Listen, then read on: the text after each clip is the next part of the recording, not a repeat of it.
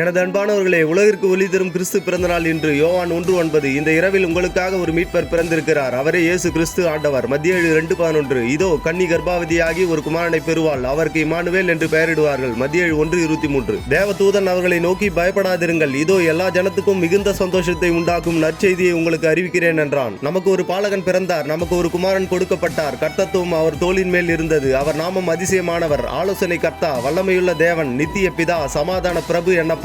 இன்று கர்த்தராகிய இயேசு கிறிஸ்து என்னும் இரட்சகர் உங்களுக்கு தாவீதின் ஊரிலே பிறந்திருக்கிறார். பிள்ளையை துணிகளில் சுற்றி முன்னணியிலே கிடத்தியிருக்க காண்பீர்கள். இதுவே உங்களுக்கு அடையாளம் என்றான். உலகத்திலே வந்த எந்த மனுஷனையும் பிரகாசிக்கிற ஒளியே அந்த மெய்யான ஒளி. யோவான் 1:9. ஒரு நட்சத்திரம் யாக்கோபில் இருந்து உதிக்கும், ஒரு செங்கோல் இஸ்ரவேலில் இருந்து எழும்பும். எண் 24:17. பாவிகளை ரட்சிக்க இயேசு கிறிஸ்து உலகத்தில் வந்தார் என்கிற வார்த்தை உண்மையும் எல்லா அங்கீகரிப்புக்கும் பாத்திரமுமானது. 1 தீமோத்தேயு 1:15. லூக்கா 2:10 படி எல்லா ஜனத்துக்கும் மிகுந்த சந்தோஷத்தை உண்டாக்கும் நற்செய்தியை உங்களுக்கு அறிவிக்கிறேன் என்றார். ஆமென்.